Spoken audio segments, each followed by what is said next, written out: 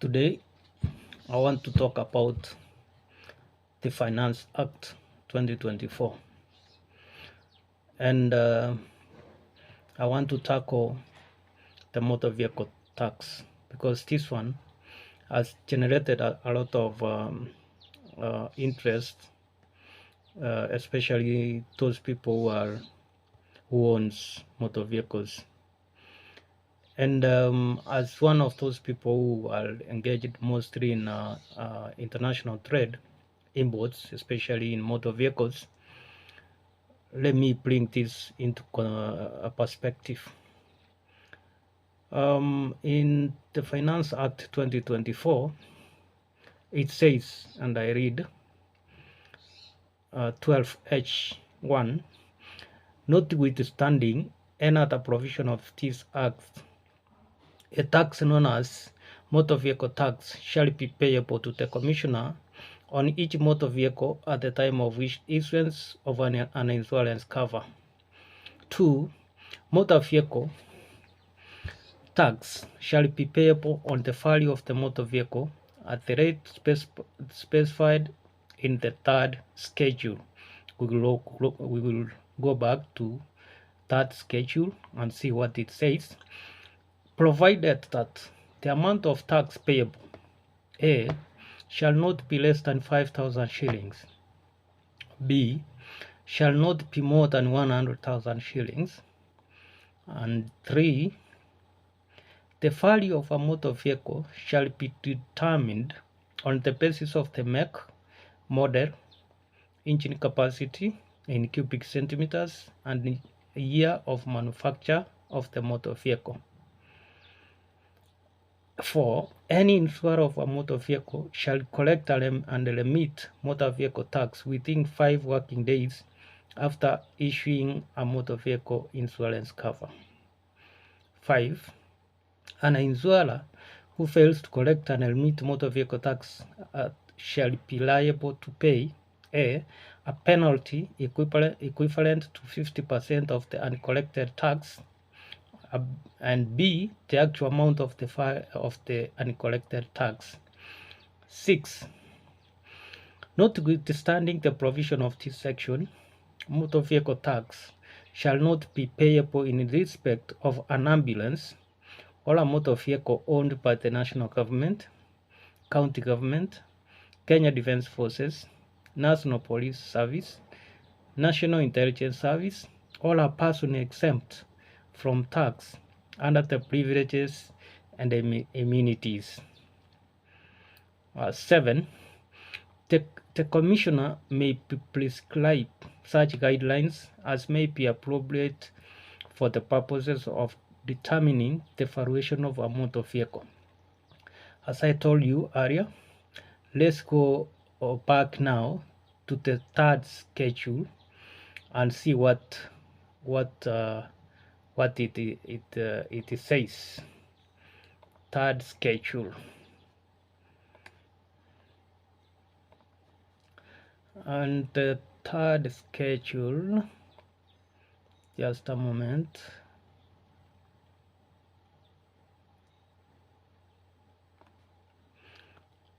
Okay, third schedule. The third schedule gives you rates of personal relief and tax. Then now we go down to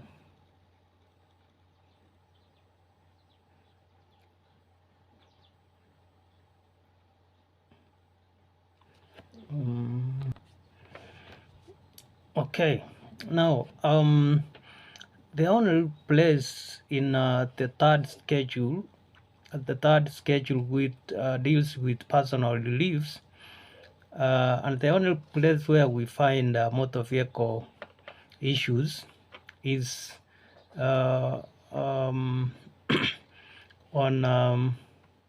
8, and it says the rate of advance tax under section 12A shall be A, for vans, pickups, trucks, prime movers, trailers, and lorries, 1,500 shillings per ton of road capacity, per year or 2,400 shillings per year, whichever is higher, provided that advance tax shall not be imposed on tractors or trailers used for agricultural purposes. B. For saloons, station wagons, minibuses, buses and coaches, 60 shillings per passenger capacity per month or 2,400 shillings per year, whichever is the higher. So, notwithstanding all those provisions, but let me put this into context. Assuming you have imported a motor vehicle, let's say a saloon, maybe a Probox or a Toyota Fielder 1500cc. At the port, once the vehicle arrives in Mombasa at the port, you will pay customs tax at the rate of 16%. You will pay excise duty at the rate of 25%. You will pay VAT at the rate of 16%. You will pay IDF, import declaration fee, of 3.5%. Then you will pay railway development levy of 2%. The 2% is based on cost, insurance, and freight. Now, this money goes to customs, goes to the government. Remember, the railway development levy goes to Kenya Railways for the maintenance of the SGR railways and whatever. Import declaration fee goes to customs for issuing the license for you to import the vehicle. VAT goes to income tax. Excise duty goes to also goes to income tax, and the customs duty goes to customs. Now, the vehicle is not yet out of the port. At the port, you will pay port charges based on the weight or the volume of your vehicle. Now we are talking of a Toyota Fielder, which is has about 10 or 11 CPM. You will pay the port charges and it is subjected to 16% VAT. Before you import this vehicle, you will pay the government inspection fees at the rate of 2% of the cost of the vehicle. You will also pay or either 2% or $250, which is roughly about that 5,000 based on the exchange rate. Then this vehicle is out of the port. You will pay the clearing agent based on the agreement of the amount you have agreed. This cost also is subjected to 16% VAT. Then, before the vehicle gets out of the gate, you need the vehicle registered with motor vehicle. Is it NTSA, National Transport and something. Here, you will pay logbook. You will pay registration fees. You will pay second-hand motor vehicle purchase tax and other charges. Then the vehicle is out of the port. Then you will pay fuel. You will fuel your vehicle from wherever it is, maybe to your house. This fuel has got taxes also. There's VAT, there is road maintenance fees, there is excise duty on it, and other several taxes.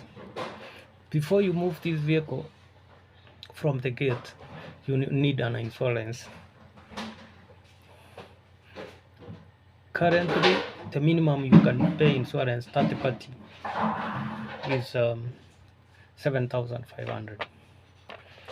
This one also has got VAT and other taxes.